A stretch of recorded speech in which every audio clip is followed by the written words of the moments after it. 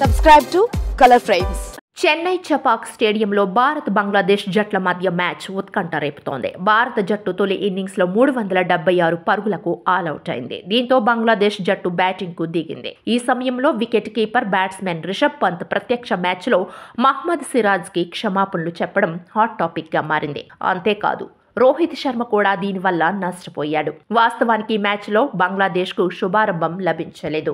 ఆ జట్టు కేవలం 2 పరుగులకే తొలి వికెట్ కోల్పోయింది. అయితే రిషబ్ పంత్ తప్పిదంతో మహ్మద్ సిరాజ్ ఖాతాలో వికెట్ మిస్ అయ్యాడు. విషయం ఏమిటంటే మహ్మద్ సిరాజ్ 2వ ఓవర్ బౌలింగ్ చేయడానికి వచ్చాడు. అప్పుడు సిరాజ్ బ్యాట్స్మెన్ జకీర్ హసన్ ఎల్బీడబ్ల్యూ పై అప్పీల్ చేశాడు. దాంతో జట్టు సభ్యులందరూ అప్పీల్ చేశారు.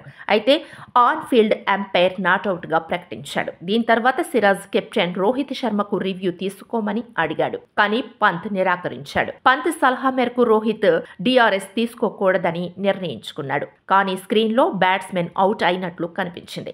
ఇది చూసిన పంత్ సిరాజ్ కి క్షమాపణలు చెప్పాడు. ప్రస్తుతం దీనికి సంబంధించిన సన్నివేశం సోషల్ మీడియాలో వైరల్ గా మారింది. ఇదిలా ఉండగా బంగ్లాదేశ్ పై భారత బౌలర్లు అద్భుతంగా బౌలింగ్ చేస్తున్నారు. బంగ్లాదేశ్ జట్టు 92 పరుగుల వద్ద 7 వికెట్లు కోల్పోయింది. ఇదిలాగే కొనసాగితే బంగ్లాదేశ్ జట్టును భారత బౌలర్లు చౌకగా మట్టి కరిపిస్తారు. ఇదే జరిగితే టీమిండియాకు పెద్ద ఆధిక్యం లభిస్తుంది. ఫలితంగా టీమిండియా విజిటింగ్ టీం బంగ్లాదేశ్ కి ఫాలో ఆన్ ను అందించగలదు.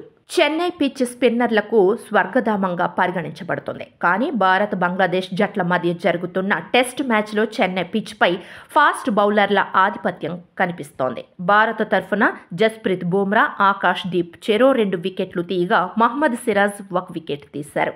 అదే సమయంలో రవీంద్ర జడేజా కూడా తన ఖాతాలో 2 వికెట్లు నమోదు చేసుకున్నాడు. వీడియో మీకు నచ్చినట్లయితే ప్లీజ్ లైక్ చేయండి, షేర్ చేయండి, కామెంట్ చేయండి.